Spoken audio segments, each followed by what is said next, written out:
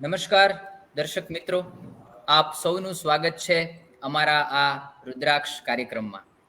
આપણા આજના રુદ્રાક્ષ 65માં રુદ્રાક્ષ એવા મિસ્ટર રિઝવાન આડતિયા સાહેબનું પણ બાહુદ્દીન કોલેજ પરિવાર વતી, અમારા આચાર્યશ્રી વતી તથા સમગ્ર વિદ્યાર્થીઓ વતી સાહેબ આપનું અમે હાર્દિક સ્વાગત કરીએ છીએ. અમારી આ બાહુદ્દીન કોલેજ એટલે કે સૌરાષ્ટ્રનું ઘરેણું કહીએ તો પણ ચાલે, કારણ કે 125 વર્ષ જૂની અને એક ઐતિહાસિક ધરોહર સમી આજે પણ અડીખમ ઊભી છે. અને એ પૂત પ્રાંગણમાં આજે સરસ મજાના આ એક વર્ચ્યુઅલ કાર્યક્રમમાં આપણે રિઝવાન સર આપણી સાથે છે, તો એ ખૂબ જ આનંદ અને ગર્વની લાગણી અમે અનુભવી રહ્યા છીએ. ઓમ તો આપણા આજના રુદ્રાક્ષ એટલે કે આડતિયા સાહેબ એમને કોઈ પરિચયની જરૂર નથી, પરંતુ છતાંય એક ઔપચારિક રૂપે અને કાર્યક્રમમાં અનુસંધાન થાય અમારા દર્શક મિત્રોનું, એ બદલ હું એક નાનકડો ટચુકડો આપશ્રીનો પરિચય આપવા માંગીશ. આપણા આજના રુદ્રાક્ષ એટલે કે રિઝવાન સર આપણી બાજુના જ નાનકડું એવું શહેર મહાત્મા ગાંધીની ભૂમિ, એ શહેરના મૂળ વતની છે. અને એ નાનકડા શહેરમાંથી નીકળી અને આજે આપશ્રીનો વ્યવસાય વેપાર દુનિયાના 10 કરતા પણ વધુ દેશોમાં ફેલાયેલો છે.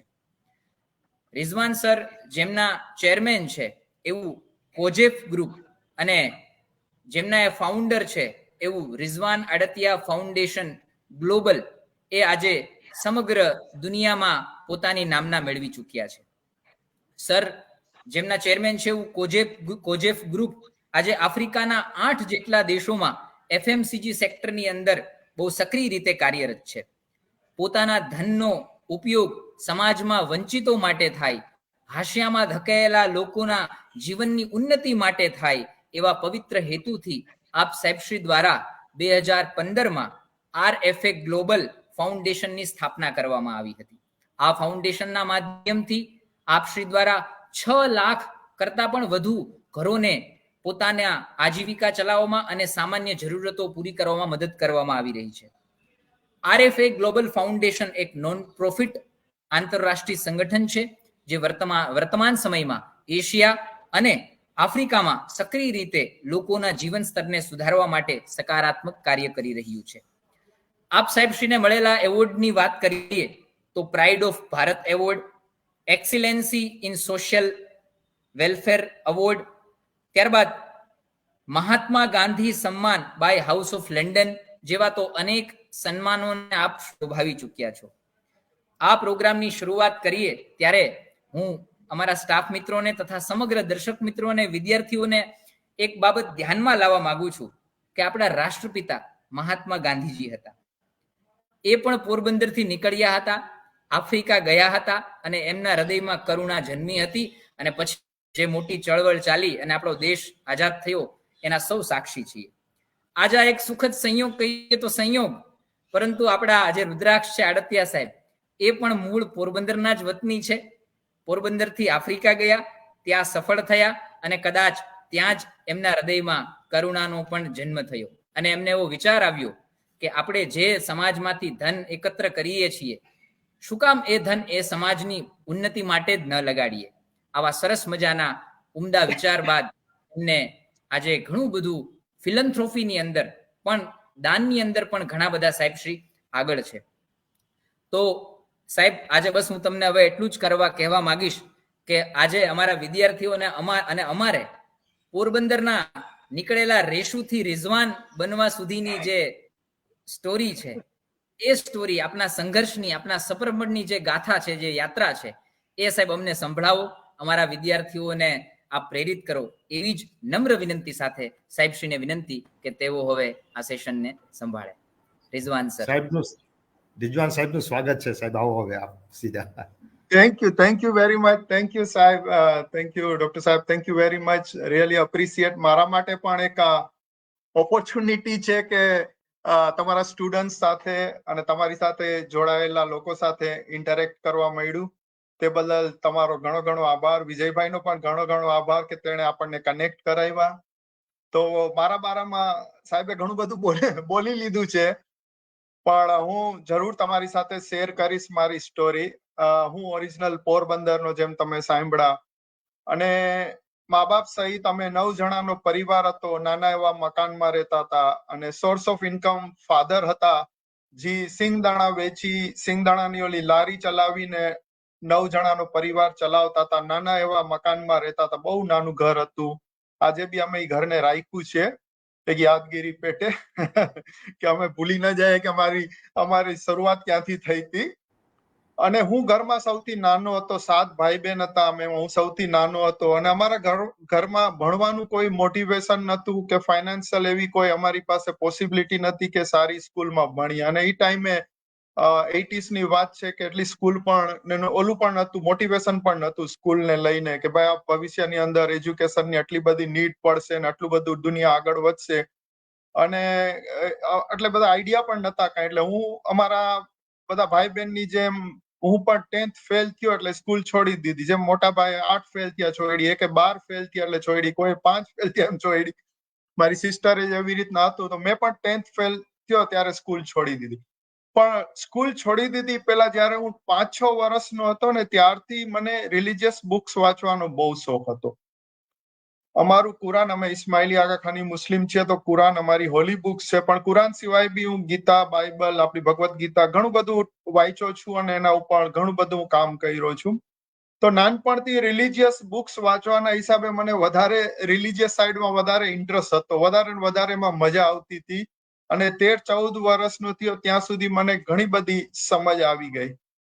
અને અમારા પેરેન્ટ્સ પણ એવા હતા કે એ અમને સપોર્ટ કરતા હતા. જ્યારે રિલિજિયસ ની વાત આવે તો મમ્મી ડેડી બી બહુ વધારે પડતું મારા ઉપર ધ્યાન આપતા હતા, કે હું એક જ ઘરમાં એવો હતો કે જે વધારે પડતો રિલિજિયસ સાઈડ ડૂબેલો હતો.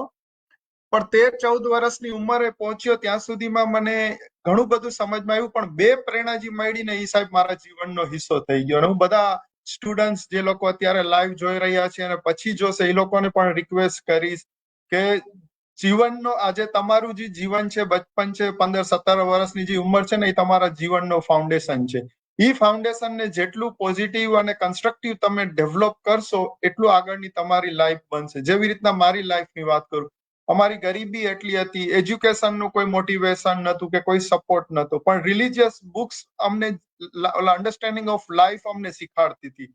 તો એ 14 વર્ષની ઉંમર સુધીમાં મને સમજ આવી. એમી બે પ્રેરણા જે મેં તમને કીધું મારા જીવનનો હિસ્સો થઈ. એ પહેલી પ્રેરણા હતી કે બ્રહ્મ મુહૂર્તના સમયે ઉઠવાનું. હવે બ્રહ્મ મુહૂર્તની અંદર ઘણું બધું અલગ અલગ આપણા ધર્મગુરુઓ બોલતા હોય છે, પણ મને જે સમજ આવી કે ભાઈ સૂરજ નીકળે એના 3 કલાક પહેલા, જેનો ગુજરાતીમાં આપણે પહેલો પોર કહીએ છીએ, એ આખો બ્રહ્મ મુહૂર્તમાં ગણાય છે કે જે બહુ સ્પિરિચ્યુઅલી અને બહુ પાવરફુલ, અને અમૃત વેળા કહે, અમૃત કાલ કહે, બ્રહ્મ મુહૂર્ત કહે છે. ઘણા બધા અલગ અલગ નામથી અલગ અલગ સમાજમાં બોલતા હોય. તો 14 વર્ષની ઉંમરે મેં 3 વાગે ઉઠવાનું શરૂ કર્યું અને મેડિટેશન, ધ્યાનમાં બેઠવાનું શરૂ કર્યું. સ્ટાર્ટિંગમાં મને થોડીક ચેલેન્જ આવતી હતી, પણ એક વાંચવાની આદતના હિસાબે એક મોટિવેશન હતું કે નહીં, મને આની અંદર આગળ વધવું છે. તો ધ્યાનમાં બેસવાનું ચાલુ કર્યું રેગ્યુલર. પણ થોડો ટાઈમ પછી મને એમાં આનંદ આવવા માંડ્યો, એમાં મજા આવવા માંડી, એમાં કંઈક ડિફરન્ટ ફિલિંગ લાગવા માંડ્યું. તો ધ્યાન પછી હું આગળ શીખતો ગયો કે આગળ નેક્સ્ટ સ્ટેપ વોટ. તો નેક્સ્ટ સ્ટેપની અંદર હું શીખો કે વિઝ્યુલાઇઝ કેવી રીતના કરવું, કલ્પના શક્તિને આપણે કેવી રીતના વિઝ્યુલાઇઝેશનનો પાવર. ઘણા બધા આપણા સ્પિરિચ્યુઅલ ગુરુ આના ઉપર આપણને શીખાડતા હોય છે, મોટિવેશનલ સ્પીકર ઘણું બધું આના ઉપર બોલતા હોય છે, ઘણા બધા વિડીયોઝ યુટ્યુબમાં મોજૂદ છે. તો એ વિઝ્યુલાઇઝેશનના પાવરને હું ડેવલપ કરવા માંડ્યો. પછી હું શીખો કે સબકોન્શિયસ માઇન્ડના પાવરને કેવી રીતના આપણે ડેવલપ કરીએ જેથી કોન્શિયસ માઇન્ડને કંટ્રોલ કરી શકીએ. કેમ કે આજે કોન્શિયસ માઇન્ડ આપણું મોટું દુશ્મન છે, કે આપણને બહુ નેગેટિવિટી અને નકારાત્મક તરફ લઈ જાય છે. આપણે કહે ને કે દિવસના 50-60 હજાર થોટ્સ આવે છે, એમાંથી 70% થોટ્સ હોય છે ને એ નેગેટિવ આવે છે. તો હવે ઈ નેગેટિવ થોટ્સને કાબુમાં કરીને એને કેવી રીતના પોઝિટિવમાં કન્વર્ટ કરવા, એના માટેની એક એક્સરસાઇઝ છે સેલ્ફ ટોક. પોતાની જાત સાથે વાતો કરો, અફિર્મેશન કહીએ કે આપણે સેલ્ફ રિયલાઇઝેશન કરીએ. તો એ મને નાની ઉંમરની અંદર મને સમજમાં આવી ગયું. તો મેં મારી પોતાની જાત સાથે જ્યારે પણ એકલો હોય, કોઈ પણ જગ્યાએ પોતાની જાત સાથે વાતો કરવાનું શરૂ કર્યું. લાઈક હું તંદુરસ્ત છું, હું તંદુરસ્ત છું, હું સ્ટ્રોંગ છું, હું શાંત છું, હું સક્સેસફુલ છું. આવી બધી બચપનથી આ બધું શરૂ કર્યું. પછી અમારી પ્રેયર્સ હોય છે, એ ચાલુ કરી. હોલી બુક્સ રીડિંગ કરવાનું તમને કીધું. અને પછી વોક કરતો તો મારો ફ્રેન્ડ સાથે ડેઈલી બચપનથી. એમ કરીને 3 થી લઈને 7 વાગ્યા સુધી 4 કલાક મારી જાતને આપવાનું શરૂ કર્યું. આજે બી સાહેબ એ વાતને 40 થી 42 વર્ષ થઈ ગયા. આજે બી રોજ 3 વાગે ઉઠું છું ને પેલી 4 કલાક મારી જાતને આપું છું. વાહ વાહ વાહ વાહ. કેમ કે બધી વાત કરી. દુનિયામાં મોટા તમારા ડ્રીમ હોય, તમને જીવનની અંદર આગળ વધવું હોય, જીવનની અંદર સફળ થવું હોય, તો તમારું બેલેન્સ જ્યાં સુધી નહીં હોય ને સાહેબ, ત્યાં સુધી તમે તમારી સફળતાનો કોઈ મતલબ નથી. એમ ના કહી શકે મતલબ નથી, પણ ક્યાંય ને ક્યાંય તમે ખોટ વર્તાય. આજે આપણે ઘણા બધા મિલિયોનર ને બિલિયોનર ને જે પીસ ઓફ માઇન્ડ નથી, એના ફેમિલીની અંદર શાંતિ નથી, ઘણા બધા ચેલેન્જીસ માંથી પાસ થતા હોય છે. પૈસો બહુ છે તો પૈસો પણ એક જાતની સફળતા છે, પણ ખાલી પૈસો સફળતા નથી. બેલેન્સ લાઈફ બહુ ઇમ્પોર્ટન્ટ છે, જે અમને બચપનથી સમજમાં આવી ગઈ હતી, અને બચપનથી એનો અમલ કરીને આજ સુધી એને આપણે ક્યાંય કોમ્પ્રોમાઇઝ નથી કર્યું. તમે મૂવી જોઈ છે સાહેબ, તમે મને કીધા તો તમે જોયું કેટલી બધી ચેલેન્જીસ ને કેટલી બધી અમે હાર્ડ ઓલા લાઈફમાંથી પાસ થયા છીએ, પણ ક્યારે આ કેમ કે આ બ્રહ્મ મુહૂર્તનો જે સમય હતો ને એ જ બચાવતું હતું. તો એને આપણે ક્યારેય ઓલું ન કરતા આપણે આગળ વધતા ગયા ને આજે તમારી સામે અહીંયા ઓનલાઈન બેઠો છું. પણ સેકન્ડ પ્રેરણા બીજી તમને પ્રેરણા વાત કરું, હું બધા તમારા દર્શકોને સ્ટુડન્ટ્સને બધાને હું રિક્વેસ્ટ કરીશ કે આને તમે કરતા હશો, પણ આને એક પ્રાયોરિટી આપીને, એક જીવનની બહુ ઇમ્પોર્ટન્ટ પ્રાયોરિટી આપીને તમારા જીવનમાં ઉતારજો. ઈ છે માનવ સેવા. मानव सेवा वही प्रभु सेवा, हर एक इंसान के दिल में परमात्मा विराजमान है.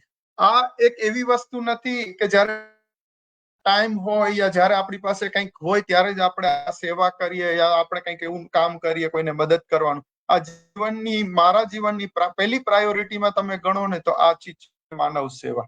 હવે એમાં થયું શું સાહેબ, 1985 માં 15 વર્ષની ઉંમરે સ્કૂલ છોડી દીધી, 10th ફેલ થયો. ગુજરાતી નવયુગમાં તો પહેલા મદ્રસામાં હતો ને પછી નવયુગ કરીને અમારા પોરબંદરમાં તમારા વિદ્યાર્થીઓ હશે ને ખબર હશે, નવયુગ વિદ્યાલય આજે તો ઘણી સરસ થઈ ગઈ છે ને એના પ્રિન્સિપાલ સાહેબ બહુ મહેનત કરી રહ્યા છે. પણ 40 વર્ષ પહેલા ઠીક હતી, ટીચર્સ ને સારા હતા, પણ અમારા જેવા વિદ્યાર્થી ઠોઠ હતા બધા. એનીવે, તો 15 વર્ષની ઉંમરે પહેલી જોબ મળી પોરબંદરની અંદર. એક દુકાન છે માધુરી નોવેલ્ટી કરીને, આજે બી છે લિબર્ટી રોડ. કેમ કે જુનાગઢ પોરબંદર દૂર નથી એટલે હું નામ બોલું છું જેથી કરીને લોકોને અહીંયા વિઝિટ કરવું હોય તો ખબર પડે. ઇનફેક્ટ હમણાં 1-1.5 મહિના પહેલા હું વિઝિટ કરીને આવ્યો અને મારા જૂના સેટ સાથે ફોટા પડાવીને આવ્યો ને સોશિયલ મીડિયામાં પોસ્ટ બી કર્યા મેં કે 40 વર્ષ પછી મારા સેટને હું મળ્યો. એનીવે, તો પોરબંદરની અંદર 1985 માં 15 વર્ષની ઉંમરે પહેલી જોબ મળી. મારો પગાર હતો 175 રૂપિયા મહિનાનો પગાર. સવારે 9 થી રાતના 9 ડ્યુટી હતી અને મહિનાની એન્ડમાં પગાર 175 રૂપિયા મળતો હતો. એને ત્યારના સમયના ડોલરમાં અમે તો કન્વર્ટ કરતા હોય તો $10 થતા હતા. કેમ કે હું 17 વર્ષે આફ્રિકા ગયો તો એ તમને કહું છું એટલે ડોલરની વાત કરી, પણ ઇન્ડિયાના રૂપીસ પ્રમાણે 150 રૂપિયા મારો પગાર મળતો હતો. પણ સાહેબ તમને અને તમારા સ્ટુડન્ટ્સને હું દિલથી હકીકત જણાવું છું કે ધાર્મિક પુસ્તકોની અંદર, આપણા ગ્રંથોની અંદર હું વાંચતો તો માનવ સેવાનો કોન્સેપ્ટ એટલો બધો દિલમાં ઉતરી ગયો હતો ને સાહેબ. તો આટલી ગરીબી હતી અમારા ઘરમાં, ઠીક છે ખાવા પીવાનું ઘરે પેરેન્ટ્સ તરફથી મળી જતું હતું, એટલે આ 175 રૂપિયા મને પૈસા મળતા હતા. મારી કોઈ ખરાબ આદત ત્યારે બી નથી ને આજે બી નથી, શુકર છે ઉપરવાળાનો. તો એ 175 રૂપિયા સાહેબ હું અમારાથી ગરીબ હતા પોરબંદરમાં, અહીંયા હું બધાને બાકી દેતો હતો, ડિસ્ટ્રીબ્યુટ કરી દેતો હતો. હવે તમે વિચાર કરો, 15 વર્ષનો છોકરો આટલી મહેનત, 30 દિવસ મહેનત કરીને પગાર હાથમાં આવે, ઘરેથી કઈ મળતું નથી ખાવા પીવા સિવાય, અને આ પગારમાંથી મેક્સિમમ પૈસા હું સેવામાં, લોકોની સેવામાં, જે બિચારા વધારે પડતા ગરીબ હતા એને વાપરું. અને એમાં સાહેબ મને ખુશી મળતી હતી. એ ખુશીનું વર્ણન નથી થઈ શકતું. હવે એમાં તમે મૂવીમાં જોયું હશે એક ઓલા મેડિકલ સ્ટોરમાં, પણ હું છતાં બી તમારા દર્શકો સાથે શેર કરીશ કેમ કે ઘણા લોકો હજી મૂવી જોયા નથી, હવે જોશે. તો આ કેમ કે એને મારું જીવન બદલ્યું છે, સ્ટોરી છે, ઇમ્પોર્ટન્ટ છે, તો હું શેર કરીશ કે એક દિવસ લગભગ રાતના 10 વાગ્યા હશે અને અમારા પોરબંદરમાં અમારા ઘરની બાજુમાં 200 મીટર ઉપર ભાવસીજી હોસ્પિટલ છે, ગવર્મેન્ટ હોસ્પિટલ, આજે બી છે, બહુ મોટી હોસ્પિટલ છે. તો ત્યાંથી એક બુઝુર્ગ માણસ મને રસ્તામાં મળે છે. મારા ખિસ્સામાં ત્યારે પગાર આવ્યો હતો અને લગભગ રાતના 10 વાગ્યા હતા અને મને કે મેડિકલ સ્ટોર ક્યાં છે. તો મેં ગાઈડ કર્યું, પણ બુઝુર્ગ હતા, ગામડાના હતા. તો બિચારાનો કે મારો ગ્રાન્ડસન, મારો પોત્રો બહુ બીમાર છે અને મને ડોક્ટરે દવાનું કીધું છે, તું મને મદદ કર. તો હું એને મારી સાથે લઈ ગયો કેમ કે એને મેડિકલ સ્ટોર જોયું નતું.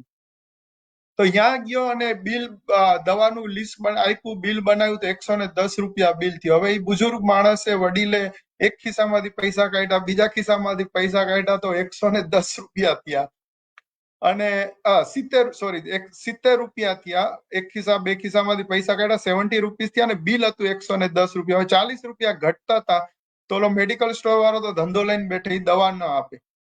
હવે આ બિચારા બુઝુર્ગને રિક્વેસ્ટ કરે, હું એની પાછળ ઉભો હતો અને પછી મને શું થયું ખબર નહીં, મેં એને રોક્યા. મેં કીધું તમારા પૈસા રાખો, મારા ખિસ્સામાં પૂરો પગાર હતો અને મેં એનું 110 રૂપિયાનું બિલે ચૂકવી દીધું ને બાકીના પૈસા મેં આપી દીધા. મેં કીધું અલ્યા. અને જાતા જાતા એને મેં ઘર બતાવ્યું જ્યાં અમે રહેતા હતા, કેમ કે રસ્તામાં આવતું હતું તો ઘર બતાવ્યું. અને એને મેં કીધું ક્યારે પણ કઈ કામ હોય તો પ્લીઝ તમે આવજો, મારાથી જે બી મદદ થશે તમને કરીશ. પછી મેં એને હોસ્પિટલે મૂકી દીધા. તો એ એટલું બોલીને ગયા કે ભગવાન તારું ભલું કરે. બસ એ હાલ્યા ગયા અને હું પછી સુઈ ગયો. અને ઈ દિવસે સાહેબ, ઈ રાતના હું તમારા સ્ટુડન્ટ સાથે શેર કરું છું કે આખી રાત હું સુઈ ના શક્યો. મને નીંદર ના આવી. મને અલગ જ ટાઈપની ખુશી મહેસૂસ થતી હતી. બસ આખી રાત એમ ખુશીમાં પસાર થઈ. અને ઈ નવેમ્બર 1985 ની વાત છે. મેં એક નિર્ણય લીધો સાહેબ. નિર્ણયથી જ હું હાલું છું 40 વર્ષ ત્યાં. નવેમ્બર 1985 માં એક નિર્ણય લીધો કે મારું આખું જીવન હું લોકોની સેવામાં ખર્ચીશ. ત્યારથી લઈને આજ સુધી ઈશ્વરની મારા પર બહુ મોટી કૃપા છે અને મા બાપની બી દુઆ છે, વડીલોની દુઆ છે અને ઘણા બધા ગુરુજીના આશીર્વાદથી આ 40 વર્ષથી આ સેવા કન્ટિન્યુઅસ રહી છે. અને 17 વર્ષની ઉંમરે આફ્રિકા જવાનો મોકો મળ્યો સાહેબ. 16.5 વર્ષની ઉંમરે આફ્રિકા ગયો. $200 પગાર, એટલે 3,500 રૂપિયામાં. તો આ વિચાર કરો કે ઈશ્વરની 6 મહિના 4 મહિના સેવા કરી લોકોની, તો 4-6 મહિનામાં પગાર 1 થી 20 ગણો વધી ગયો. એની તો ઈ 16-17 વર્ષની ઉંમરે આફ્રિકા, કોંગો, કિન્શાસા, ત્યારે ઝહીર દેશનું નામ હતું, ત્યાં પહોંચી ગયો. મોટા ભાઈ 8 ફેલ હતા, ઈ પણ એક લેબર જોબ કરવા ગયા હતા અને ઈ પણ ત્યાં નોકરી કરતા હતા. પછી કોઈએ એને કીધું કે હું તને પૈસા આપું, તું નાનો એવો સ્ટોર ખોલ, 50% પાર્ટનરશિપ. પછી મોટા ભાઈ ચેલેન્જ સ્વીકારી અને સ્ટોર ખોલ્યો અને હું એની કંપનીમાં $200 કામે લાગ્યો. પણ એ $200 સાહેબ 86 ની વાત છે. $200 માંથી તમે બિલીવ નહીં કરો, મેક્સિમમ પૈસા ત્યાંના લોકોને અને ઇન્ડિયા આપણા દેશના મારી કઝિનને મોકલાવતો હતો અને લોકોની સેવામાં મેક્સિમમ પૈસા વાપરતો હતો. કેમ કે મને બસ એમાં જ ખુશી મળતી હતી. અને બસ એ 200 માંથી ધીરે ધીરે હું આગળ વધતો ગયો, મહેનત કરતો ગયો. આપણે ઇન્ડિયા વાળા, આપણે ગુજરાતી, ભલે ABCD ના મને ત્યારે તકલીફ હતી. આફ્રિકા જઈને થોડુંક બેઝિક ઇંગ્લિશ શીખો, હવે તો થોડું ઘણું બોલી લઉં છું. પણ ઈ ટાઈમે તો બહુ તકલીફ હતી. પણ બેઝિક ઇંગ્લિશ આફ્રિકામાં શીખીને પછી કામની અંદર આગળ વધતો ગયો, મહેનત કરતો ગયો. પણ ક્યારેય બ્રહ્મ મુહૂર્તના સમયે ઉઠવામાં ક્યારેય કોમ્પ્રોમાઇઝ ન કરી અને માનવ સેવાને બી ક્યારેય મેં મૂકી નથી. જેમ જેમ નોકરીમાં આગળ વધતો તેમ માનવ સેવા આગળ સાથે વધતી હતી. અને સાહેબ તમને ખબર છે, તમે બી સાંભળ્યું હશે કે બચપનથી અમને કહેવામાં આવતું હતું, ખાસ કરીને બચાવને આજે બી કહેવામાં આવે છે કે જમણા હાથે દાન કરતો ડાબા હાથને ખબર ન પડે. તો ઈ જ કોન્સેપ્ટને લઈને વર્ષોથી આ થતી હતી એટલી દિલથી સેવા કરતા હતા. જેમ જેમ આગળ વધતો ગયો, જેમ જેમ આગળ આવતો ગયો. પણ એની અંદર એક ચીજ હું એડ કરતો જાય સાહેબ, હું રીડિંગ મારું બહુ હતું. હું ભણ્યો નથી પણ ગણ્યો છું, બહુ ગણ્યો છું. બહુ બુક્સ મેં વાંચી છે. અને તમારા બચાવને સ્ટુડન્ટ્સને બી હું રિક્વેસ્ટ કરીશ કે વિડીયો, રીલ્સ એના કરતા બુક્સ ઉપર ફોકસ કરો. તમે બિલીવ નહીં કરો, હું બહુ બુક્સ વાંચતો હતો, વચમાં છૂટી ગઈ હતી, ખોટું નહીં બોલું. પણ 10 દિવસ પહેલા જયારે હું સુરતમાં હતો વિજયભાઈ સાથે, હું સુરતથી 20 બુક્સ લઈ આવ્યો કે હું હવે પાછી બુક્સ ઉપર ફોકસ કરીને હવે પાછું ચાલુ કરું છું વાંચવાનું. વિડીયો અને રીલ્સ ને હવે હું ઓછા જોઈ. હું દર્શકોને કહીશ મારા પણ રીલ તમે ઓછા જોજો, હું એ બહુ બનાવું છું. બુક્સ, કેમ કે સાહેબ બુક્સ એવી વસ્તુ છે ને, બુક્સ વાંચો અને તમે મોબાઈલમાં બુક્સ વાંચો યા મોબાઈલના વિડીયો, એમાં જમીન આસમાનનો ફરક છે સાહેબ. જ્યારે 100%. સીધી દિલમાં ઉતરે છે ને, દિલમાં એના ઉપર આપણને ઈચ્છા થાય કે આના ઉપર આપણે કામ કરીએ, આના ઉપર અમલ કરીએ. જેવી રીતના મને થતું સાહેબ, હું 20 વર્ષની ઉંમરે પહોંચ્યો ને ત્યારે મને સમજ પડી કે ડ્રીમ, મોટા મોટા ડ્રીમ કરવા જોઈએ. આજે બધા શીખાડે, તમે બી તમારા ટીચર્સ બી સ્ટુડન્ટને શીખાડતા હશે કે મોટા મોટા ડ્રીમ્સ કરો, એમ તમારા જીવનના હાઈ રાખો, જેટલું મોટું ડ્રીમ સાથે હશે એટલા તમે આગળ વધી શકશો. પણ સાહેબ હું તમને કહું છું, બહુ ઓછા લોકો શીખવાડે છે બચ્ચાઓને કે ડ્રીમ્સ કરવા કેવી રીતના. તો મેં કેવી રીતના ડ્રીમ્સ કરીને જીવનમાં આ લેવલ ઉપર પહોંચ્યો છું, ને હજી આ લેવલ તો મારી ઓલું સ્કાય ઇઝ બિગનિંગ ની તરહ હજી શરૂઆત જ છે. હજી તો બહુ આગળ, ઘણું આગળ જવાનું છે. એટલે હું મારી સાથે બહુ ફિટ રાખવાની કોશિશ કરું છું. ખાલી આમ ઉંમર વધે છે પણ આમ એનર્જી પણ સાથે વધારું છું, ઘટવા નથી દેતો. વચમાં એની ક્વેશ્ચન્સ હોય તો પ્લીઝ તમે અનમ્યુટ કરીને પૂછી શકો છો. નહીં સર, શ્યોર સર. બસ તમે જે વાત કરો છો એ એકદમ સરસ વાત છે. અને મારે સર એક અત્યારે જે ક્વેશ્ચન છે મેં મુખ્ય એ છે કે જે તમે કોજેફ ફાઉન્ડેશનના અત્યારે ચેરમેન છો અને જે કોજેફ ગ્રુપની રચના કરી છે, તો એને વૈશ્વિક લેવલ ઉપર તમે લઈ ગયા એક આફ્રિકાના નાના દેશથી શરૂ કરીને, તો તમારી સામે શું શું ચેલેન્જો આવી હતી એની અંદર? Okay, thank you. બહુ સરસ સવાલ છે. બહુ જરૂરી સવાલ છે, ખાસ કરીને બચ્ચાઓને કે જે લોકો હવે આગળ જઈને બિઝનેસમાં, જોબમાં જોડાવાના છે. એ લોકોને કે હું જોબ કરતો હતો અને 20 વર્ષની ઉંમર પૂરી, ત્યાંથી જ આગળ લાવું છું એટલે તમારા સવાલનો જવાબ પણ આવી જશે ને, 2 પોઈન્ટ કવર થઈ જાય. ત્યારે સાહેબ મને સમજ પડી કે ડ્રીમ્સ કેવી રીતના કરવાના, અને એને 20 વર્ષની ઉંમરે મેં ચાલુ કર્યો. ડ્રીમ્સ કેવી રીતના હોય કે જ્યારે તમે એકલા હોય, ક્યારે પણ કોઈ પણ સમયે કોઈ પણ જગ્યાએ તમે એકલા હો ત્યારે તમને જે લાઈફની અંદર અચીવ કરવું, જેવી રીતના મને અચીવ કરવું હતું કે મને કરોડપતિ થવું છે અને મને કરોડો લોકોની સેવા કરવી છે. તો 20 વર્ષની ઉંમરે આ મારું ડ્રીમ હતું કે મારે કરોડપતિ થવું છે. તો મેં જ્યારે પણ હું એકલો હતો ને ત્યારે હું બોલવાનું ચાલુ કર્યું, થોડું આવી જ રીતના લાઉડલી, જેમ અત્યારે હું બોલું છું કે હું કરોડપતિ છું, હું કરોડપતિ છું, હું કરોડપતિ છું, હું કરોડપતિ છું. 4 થી 5 વાર બોલતો હતો અને દિવસમાં આવી રીતના 4-5 વાર રિપીટ કરતો હતો. હાલાકી હું 20 વર્ષનો છોકરો હતો, $700-800 પગાર હતો મારો, $200 થી સ્ટાર્ટ કરીને ડોલરમાં હિસાબ કરી લેજો, 83 થી છે તમારા સ્ટુડન્ટ્સ ને. તો હું હજી બહુ નાનો હતો પણ મને આ ચીજ ખબર પડી ગઈ કે ડ્રીમ કેવી રીતના કરવાના. એટલે આ મારું ડ્રીમ બનાવી દીધું અને એ ડ્રીમને હું યુનિવર્સમાં મોકલતો હતો બોલીને. એટલે યુનિવર્સની જવાબદારી થઈ જતી હતી કે મારા વાસ્તે ઓપોર્ચ્યુનિટી ગોતે કે હું કરોડપતિ થાઉં, કેમ કે હું બોલતો હતો હું કરોડપતિ છું, થાય છે એમ નહીં, છું. તો પછી મને એવી રીતના ઓપોર્ચ્યુનિટી આવતી ગઈ. અને તમને ખબર છે કે ઓપોર્ચ્યુનિટી એકલી નથી આવતી, એની સાથે ઘણી બધી ચેલેન્જીસ એના સગાવાળી ભેગી હોય છે. ખાલી ઓપોર્ચ્યુનિટી આવે ને તો દુનિયામાં ઇન્સાન કોઈ ગ્રો ન થાય જ્યાં સુધી એના ઉપર મુસીબત ને તકલીફોના પહાડ ન તૂટે. એના વગર તમે ગ્રો નથી થઈ શકતા. વગર ચેલેન્જીસ દુનિયામાં કોઈ ઇન્સાન આગળ નથી વધી શકેલું. કહેવત છે ને કે સાહેબ जितनी ज्यादा क्या बोलते हैं મુસીબતે હોય, જેટલી વધારે મુસીબતી એટલા તમે વધારે સ્ટ્રોંગ થાવ, જેટલા વધારે સ્ટ્રોંગ થાવ એટલું તમારું જીવન વધારે સહેલું થાય. રાઈટ? તો બસ તો એ ડ્રીમ કરતા ને તમારા સ્ટુડન્ટ્સ ને બી હું રિક્વેસ્ટ કરીશ કે તમારું કોઈ પણ ડ્રીમ હોય પહેલે તો તમે પેપર ઉપર લખો, અને જ્યારે પણ એકલા હો ને ત્યારે તમે તમારી જાતને એ બોલો, જેવી રીતના કે તમને પ્રાઇમ મિનિસ્ટર થવું ઇન્ડિયાનું, તો તમે બોલો કે હું ઇન્ડિયાનો પ્રાઇમ મિનિસ્ટર છું, પ્રાઇમ મિનિસ્ટર છું, ઇન્ડિયાનો પ્રાઇમ મિનિસ્ટર છું, અને તમે યુનિવર્સની અંદર મેસેજ મોકલો. શાહરુખ ખાનનો ડાયલોગ છે ને સાહેબ, किसी चीज को पूरी शिद्दत से चाहते हो तो सारी कायनात तुम्हें उसे मिलाने में लग जाती है. तो બરાબર. આ આપણું ડ્રીમ છે ને, એ આપણી શિદ્દત થી ચાહવાનું છે આપણે, અને એને યુનિવર્સમાં મોકલીએ કાયનાતમાં, એટલે કાયનાતની જવાબદારી થઈ જાય કે આપણને અચીવ કરે. તો એ 20 વર્ષની ઉંમરથી મેં ચાલુ કર્યું અને સાહેબ ઘણી બધી ઓપોર્ચ્યુનિટી આવવા માંડી, અને સાથે સાથે ચેલેન્જીસ તમે મૂવીમાં જોયું કે અમે કેટલા આગળ વધ્યા અને પછી લૂંટાઈ ગયા, ઝીરો થઈ ગયા, પણ અમે હિંમત ના હાર્યા, ગીવ અપ ના કર્યા. અમે મહેનત કરીને અમે ખુદ કો પોતા ઉપર ભરોસો રાખ્યો, ખુદા ઉપર, ભગવાન ઉપર ભરોસો રાખ્યો, પરમાત્મા ઉપર ભરોસો રાખીને પાછી શરૂઆત કરીને પાછી અમે આગળ વધ્યા. વરી 1.5 વર્ષ પછી ધમાલ થઈ, વરી અમે અડધું લૂંટાઈ ગયું. તો એવું તો કેટલી વાર જીવનમાં ઉતાર ચઢાવ આવ્યું, પણ ક્યારે પણ હિંમત ન હારીને જીવનની અંદર આગળ વધતા ગયા. કેમ કે ડ્રીમ અમારું હતું, એક ખુદા ઉપર, અમારા પોતા ઉપર ભરોસો હતો. એ કહેવત છે ને, believe in yourself is a first key of success. પોતાની જાત ઉપર વિશ્વાસ કરવો એ સફળતાની પહેલી ચાવી છે. તો આવી બધી ચીજોને સાહેબ જીવનની અંદર ફ્રેમ કરીને મેં રાખી છે, જેથી કરીને હું ક્યારેય ડિમોટિવેટ ન થાઉં, ક્યારેય હિંમત ન હારું, અને મારા જીવનની અંદર લડતો રહું ને આગળ વધતો રહું.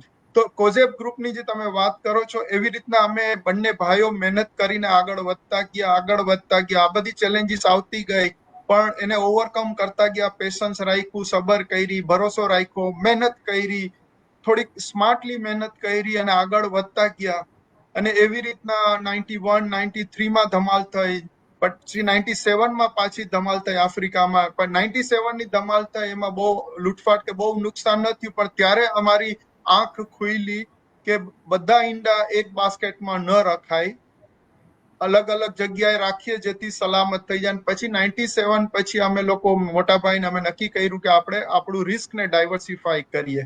પછી અમે બીજા દેશની અંદર અમે બિઝનેસને ડાયવર્સિફાઈ કર્યો અને કોજેપ ગ્રુપ આગળ વધતું ગયું અને મહેનત કરતા ગયા. અને 2012 થી પછી મોટાભાઈ સાઈડમાં આવીને હું ચેરમેન બન્યો અમારા ગ્રુપનો.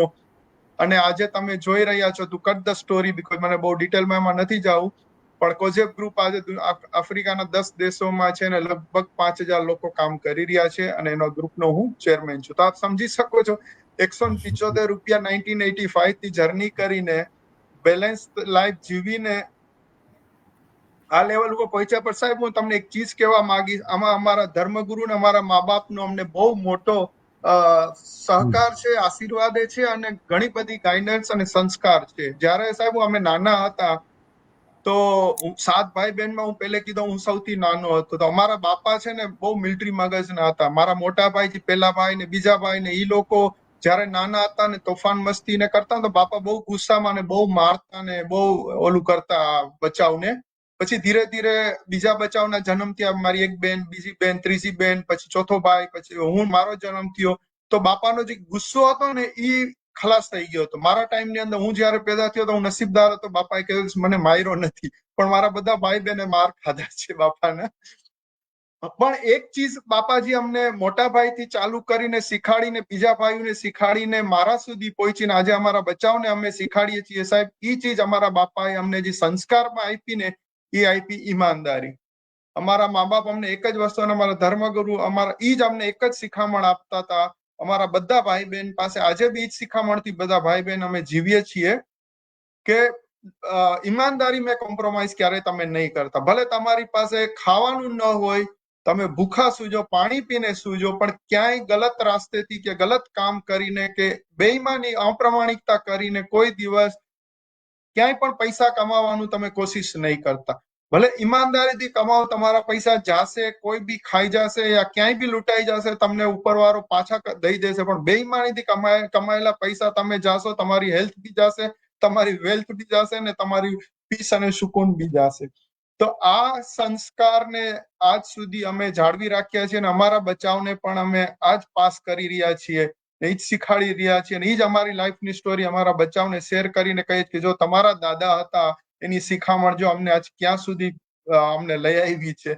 તો સ્ટુડન્ટ્સને પણ રિક્વેસ્ટ કરીશ કે કેટલી બી તમને એમ લાગે, ગમે ઘણી વાર એવી આવતી હોય છે ઓપોર્ચ્યુનિટી કે આવું કામ કરીએ યા આવું કરીએ કે આવું આવા અપ્રામાણિકતા ઉપર આપણે આગળ વધીએ, પણ મહેરબાની કરીને એ શોર્ટ ટર્મ છે, એ તકલીફ વાળો રસ્તો છે અને આગળ તમને બહુ મોટી તકલીફમાંથી અને પ્લસ કે ઈ પૈસો એવો છે ને કે સારા કામમાં આપણને વાપરવાની પણ ઈચ્છા ન થાય. સાહેબ આપણે દુનિયામાં જોઈ રહ્યા છીએ, હું એના ઉપર વધારે ડિટેલમાં નહીં જાઉં, પણ આ અમારા કોજેપની અત્યાર સુધીની આ સ્થિતિ છે. સાહેબ તમારો સવાલનો જવાબ. બીજો કોઈ સવાલ હોય તો.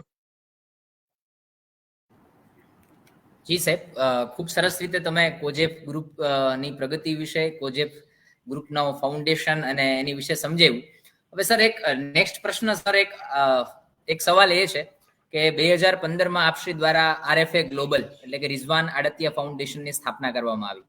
આપણે ત્યાં પૈસાદારો ઘણા છે, આપણી ભારતની અંદર એમ કહેવાય કે ધનિકોની કોઈ કમી નથી, પરંતુ પોતાના ધનનો સદુપયોગ, આપણે એમ કહેવાય કે અમારે ત્યાં સર એક એવું સંસ્કૃતનો હું પ્રાધ્યાપક છું એટલે એવું કહેવાય કે લક્ષ્મીજીને જો પામવા હોય ને તો વિષ્ણુની સેવા કરવી પડે, કારણ કે લક્ષ્મીજી તો જ સ્થિર રહે, કારણ કે લક્ષ્મીજી છે એ વિષ્ણુના પત્ની છે.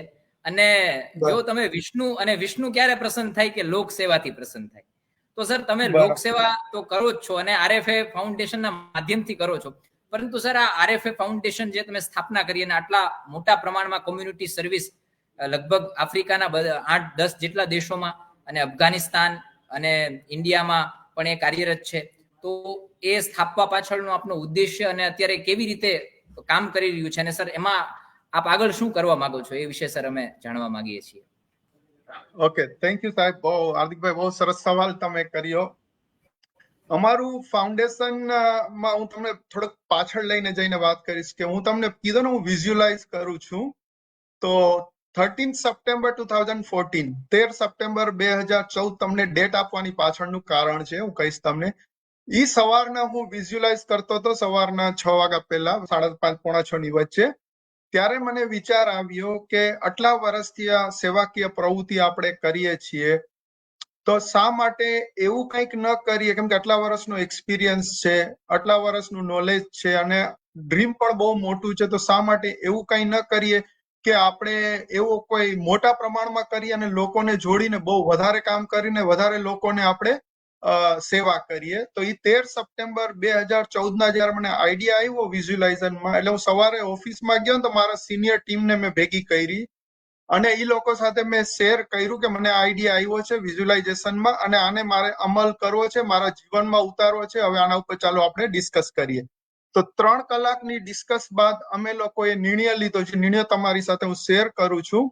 એ નિર્ણય એ લીધો કે આપણે ફાઉન્ડેશન એનજીઓ ખોલીએ. હવે એનજીઓ ક્યાં ખોલીએ? તો કે ઇન્ડિયામાં ખોલીએ, કેમ કે ઇન્ડિયા મારી જન્મભૂમિ છે.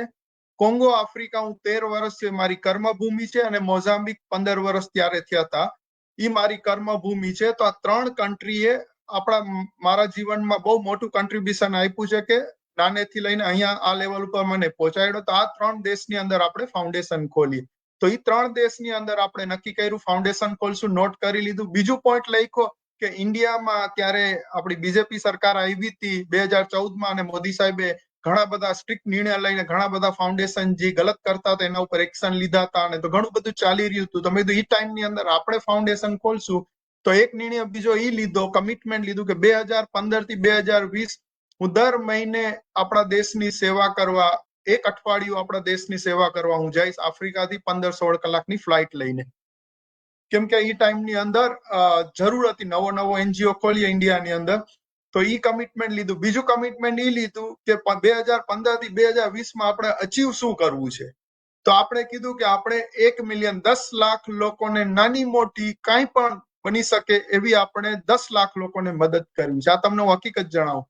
તો આ ઈ લખી લીધું. હવે આ બધું લખી લીધું ને પછી 14 સપ્ટેમ્બર નેક્સ્ટ ડે મારો બર્થડે હતો.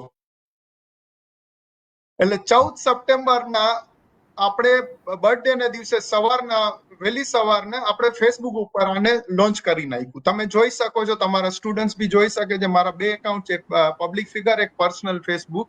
પર્સનલ ફેસબુકમાં 14 સપ્ટેમ્બર 2014 ની તારીખમાં તમે જઈને તમે જોઈ શકશો સવારના આખો પ્રોજેક્ટ અમે લોન્ચ કર્યો હતો અને ઈ લોન્ચ પ્રોજેક્ટ તમે જોઈ શકો છો. એની અંદર આપણે એક ઓબ્જેક્ટિવ બનાવ્યો હતો. ઓબ્જેક્ટિવ તમને વાંચીને સંભળાવું, ખાલી અહીંયા જ છે.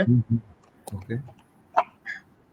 For those who have nothing, we ignite hope, courage and spark. For those who have abundance, we inspire purpose, meaning and sharing.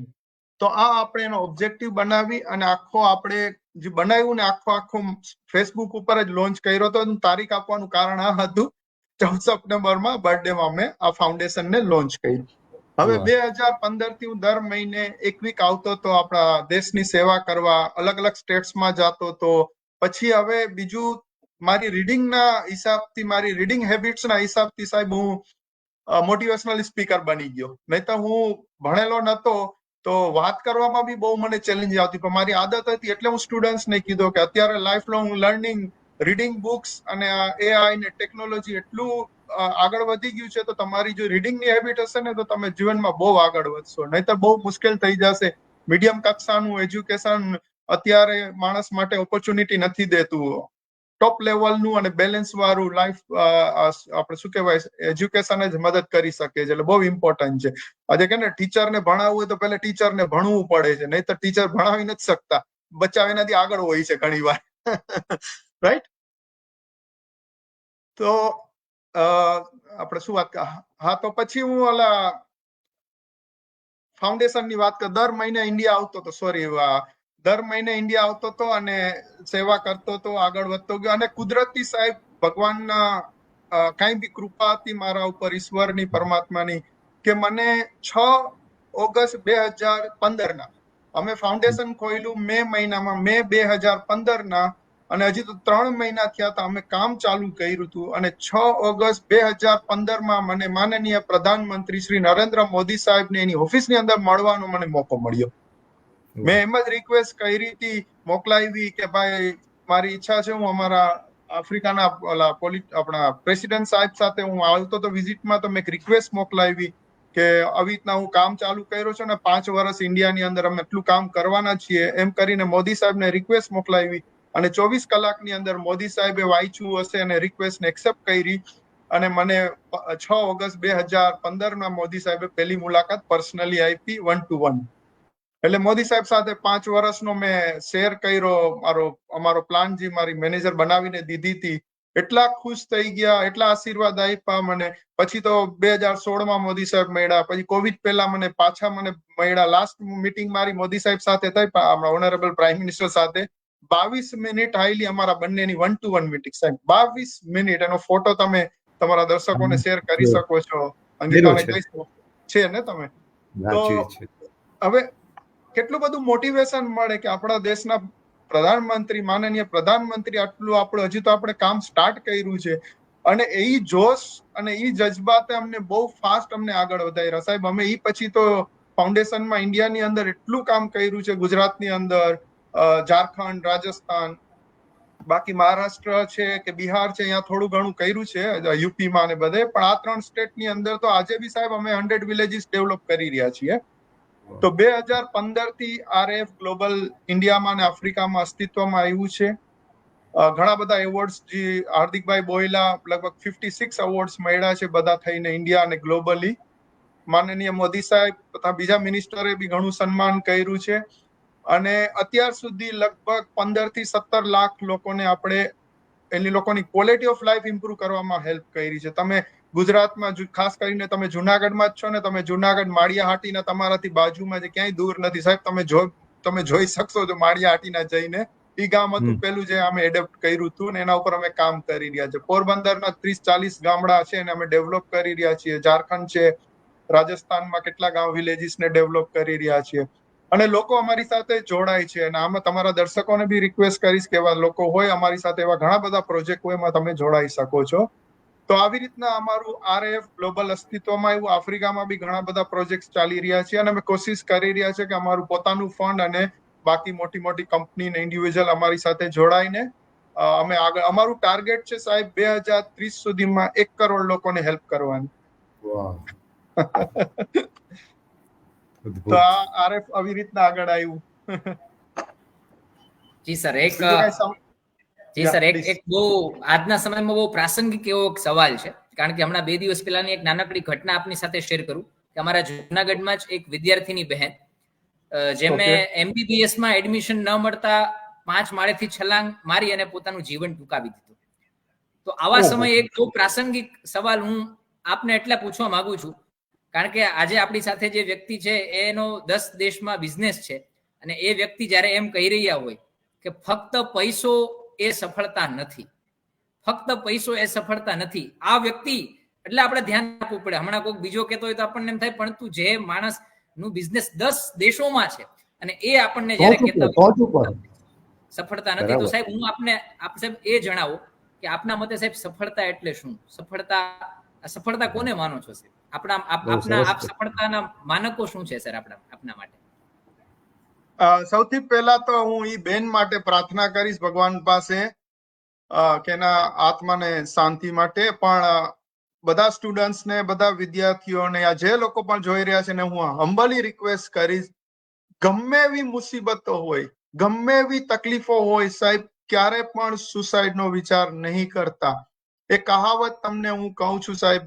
અને મારા જીવનની તકલીફ તમારે હજી બીજી જોવી હોય ને હું શેર નથી કરી શકતો, ખાલી એક જ લાઈનમાં કહીશ. મારું અપહરણ થયું હતું, 20 દિવસ સુધી માફિયા લોકોના કબજામાં હતું. તમે ગૂગલમાં નાખી શકો ને જોઈ શકો છો. રિઝવાન આડતિયા બધા સ્ટુડન્ટ્સ ને કહી, એનાથી સૌથી વધારે તકલીફ દુનિયામાં કોઈ નહીં જોઈ હોય સાહેબ. આટલા સારા કામ કરતા પણ આવી મુસીબતમાંથી હમણાં 4 વર્ષ પહેલા અમે પાસ થયા. એ બધાની દુઆ લાગી છે લોકોની, પણ છતાં બી એવો વિચાર ના આવ્યો કે ગીવ અપ કરી દે કોઈ ચીજની અંદર. 20 દિવસ સુધી માફિયા લોકોએ એનાથી બનતું બધું કર્યું પૈસા વાસ્તે થઈને.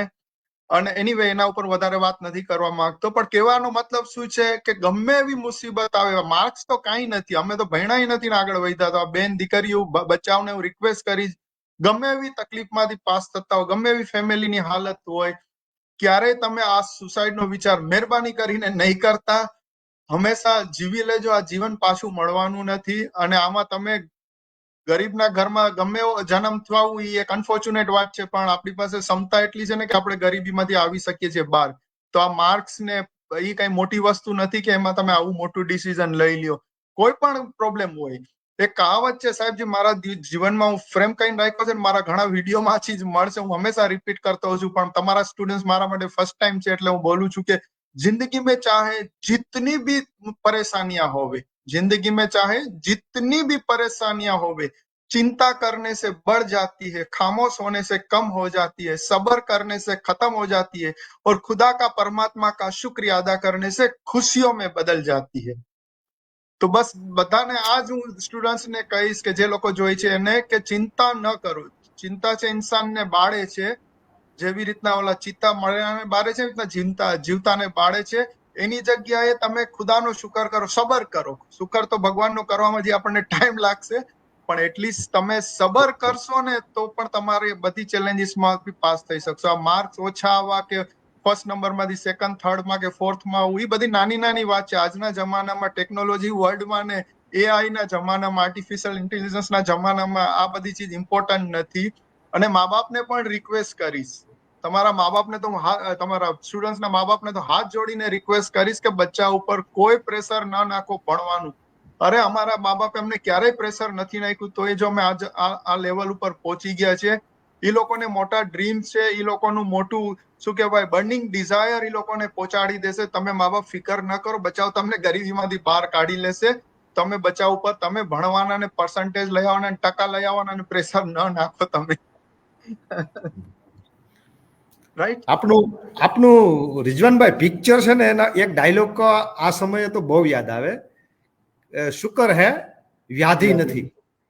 અને તમે એક વાત કરી પિક્ચરના ડાયલોગમાં, સરસ વાત કરી તમારી આ ફિલોસોફીની, કે સમસ્યા ગમે એ આવી નેગેટિવ એકદમ એના જીવનની ઘટના હોય, પણ પરિણામ તો બધું સારું જ મળ્યું છે એમનું. તમારા એક તોફાનો જે દુકાનો વળગી, તમારા સ્ટોલ વેર બધા સડકા, એ સમયે પાર્ટનરશિપમાં જે પ્રશ્ન આવ્યા, એમાં બધા જમાં જ ઈશ્વરે જાણે કે એ બધી નેગેટિવ ઘટનાઓ સર્જીને તમને મદદ કરી હોય ને, એવું આખું સરસ મજાનું આપનું આ જે આપની ફિલોસોફી છે એ પિક્ચરની અંદર એ સરસ છે. ને આ સમયે વિદ્યાર્થીઓને તો આ બહુ લેવા જેવી છે. રિઝવાનભાઈએ જે વાત કરી કે જીવન એટલું બધું આપણું એક અણમૂલી ભેટ છે કુદરતની, એને આવી રીતની સામાન્ય ફેલ થઈએ કે નાની નાની બાબતમાં ક્યારેય તરછોડી ન દેવાય. હા, આપણે હાર્દિકભાઈ પ્રશ્નો. સાહેબ એક પ્રશ્ન પહેલા એક ચીજ, અમે શા માટે મૂવી બનાવી? સાહેબ હું એક વેપારી માણસ છું, આપણે નથી સેલિબ્રિટી, નથી પોલિટિશિયન્સ, આપણા જીવન ઉપર મૂવી ન બને કોઈ દિવસ. પણ આ બનાવવા પાછળનું કારણ જ હતું કે લોકોને પ્રેરણા મળે, લોકોને રિયાલિટી ખબર પડે કે ભાઈ ચેલેન્જીસ નો મતલબ ઈ નથી કે તમે ગયા. હું લાસ્ટમાં તમે મારો વિડીયો તમારો હું લાઈવ જોયો હમણાં, તમે કીધા જે હું બોલ્યો કે ભાઈ જીવનમાં ક્યારેય તમે બોલો નહીં પ્રોબ્લેમ્સ છે, પ્રોબ્લેમ્સ છે જ નહીં. પ્રોબ્લેમ્સ જયારે બોલો ને એટલે સોલ્યુશન આવવામાં તકલીફ પડે. હંમેશા ચેલેન્જીસ બોલો કે તમે ઓપોર્ચ્યુનિટીમાં કન્વર્ટ કરી શકો. તો અમે અમારા જીવનની અંદર કર્યું છે, ખાલી પેશન્સ રાખતા શીખી જાઓ, મગજ ઉપર કાબુ કરતા શીખી જાઓ, કંટ્રોલ કરતા શીખી જાઓ, ટેન્શન ને સ્ટ્રેસની જગ્યાએ સ્માઇલ કરતા શીખી જાઓ ને, ત્યારે તમે જિંદગીને જીતી લીધી કહેવાય. અને હંમેશા જીતી જાશો. બસ ખાલી સ્માઇલની આદત રાખીએ તો હસતા રહીએ. રોવું છે, હસવું છે તો હસો ને હું કામ રોવું છું, ભલે પ્રોબ્લેમ આવ્યો, પાસ થઈ જશે. રિઝવાનભાઈ અત્યારે પ્રોબ્લેમ શું છે, શિક્ષણ એજ્યુકેશન લે છે ને જે છોકરાઓ, આ બહુ કરુણ વાત છે અને બહુ વાસ્તવિક વાત છે. હું તો તમે જેમ તમારી સફળતા અને બિઝનેસની ટોચ ઉપર બેઠા છો, એમ અમે એજ્યુકેશનની યાત્રા કરીએ છીએ. અમે ખૂબ દુઃખદ સાથે જોયું હોય ને તો એ જોયું છે કે ભણેલો માણસ ગણેલો નથી થતો. ભણે છે પણ આત્મવિશ્વાસ વગરનો થાય છે, હિંમત હારી જાય છે, ક્યાંય માથું ભરાવીને સમસ્યામાંથી પાર થઈને આગળ જવું ને એવી કોઠાસૂઝ શિક્ષણમાં નથી. એ હકીકત છે. એની પાછળનું કારણ જે તમે આ માનવતાની જે ઇન્સાનિયતની વાત કરીને, શિક્ષણ, આજનું શિક્ષણ બ્રેઇનને ખૂબ પાવરફુલ કરે છે, ખૂબ પાવરફુલ કરે છે એ આઈ સુધી, પણ હાર્ટ ઉપર એમનું મૂલ્યલક્ષી માણસ થાય, એનું નૈતિક ઘડતર થાય, માણસ સાથેનો માણસનો વ્યવહાર શુભ થાય, સારો થાય, માણસને માણસ સમજે, કીડી મકોડો ન સમજે. તમે એ ટોચ ઉપર બેઠા હોવા છતાં તમે એવું કહો છો કે પૈસા મહત્વના છે, જરૂરી છે, પણ સર્વસ્વ નથી. આ માણસ જ્યારે શીખી જાય ને તો માણસને જીવન જીવતા આવડી જાય. 100%. આ પ્રોબ્લેમ જ આ છે છોકરાઓની, માત્ર ને માત્ર સફળતા એટલે પૈસા, અને પૈસા એટલે સફળતા. માણસનું બિહેવિયર હોય, સેવા, ધર્મ, દાન, આ નથી, એજ્યુકેશનમાં આવતું નથી. એના કારણે એજ્યુકેશન અને ભણેલો માણસ નિષ્ફળ જાય છે. આ વસ્તુ લઈ લે છે તો નથિંગ ઇઝ કોઈ પ્રોબ્લેમ. માણસ પાસે આજે તમારી પાસે રિઝવાનભાઈએ જે વાત કરી, છોકરાઓ તમે સાંભળતા હો, એમને કહું છું કે આ પિક્ચર જોતા જોતા હું 5 વખત રેડ્યો છું, 5 વખત સાહેબ. એટલું બધું સરસ કરુણ એવા દ્રશ્યો આવી જાય, ઇમોશનલ થઈ જઈએ છીએ. જે મિત્રોને જેની સાથે એટલા બધા પોઝિટિવ, ક્યારેક ક્યારેક તેમ આટલું બધું પોઝિટિવ રહેવાનું, એના વિશે વિચારવાનું નથી, એના વિશે કોઈ કહે કે આમ કર્યું, ના ના એ મેરે રિશ્તેદાર હી હે, કોઈ મુझे દિક્કત નહીં હે.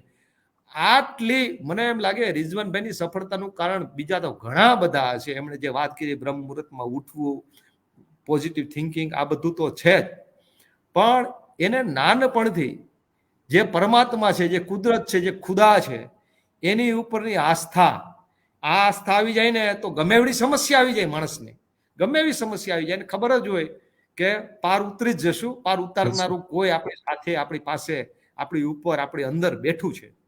એટલે કોઈ પણ માણસ સફળ થાય ને, વિદ્યાર્થી મિત્રો, એની પાછળનું કારણ કંઈક હોય જ છે. માત્ર સમજી નહીં લેવાનું ડિગ્રી. આ પિક્ચરમાં છે ને રિઝવાનભાઈના પાર્ટનરો હતા ને, એ કેનેડા યુનિવર્સિટીમાં MBA કરેલા હતા, એ ફ્લોપ જાય છે.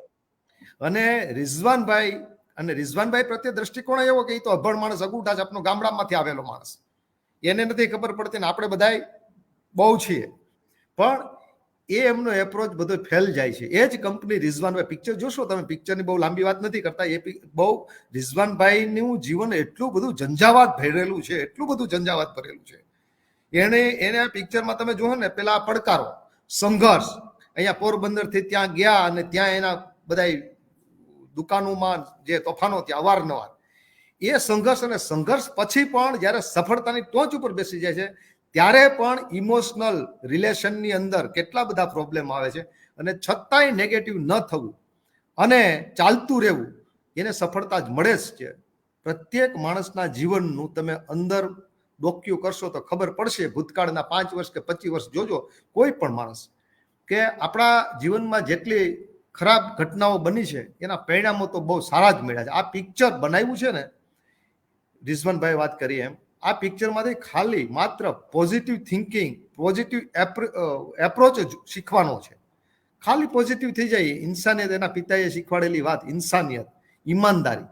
આ ઈમાનદારી માણસ ક્યારેય છોડે નહીં તો આ માણસને કુદરત આગળ લઈ જાય લઈ જ જાય.